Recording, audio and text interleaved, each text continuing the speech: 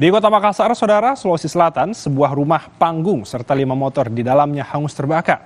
Berada di antara kompleks pertokoan, kebakaran sempat membuat warga panik.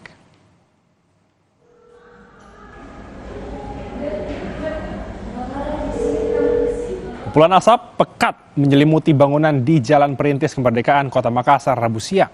Api pertama kali terlihat dari plafon rumah, kemudian dengan cepat membesar lantaran material rumah terbuat dari kayu. Proses pemadaman terkendala akses sempit menuju lokasi kebakaran. Beruntung tidak ada korban jiwa akibat kebakaran ini.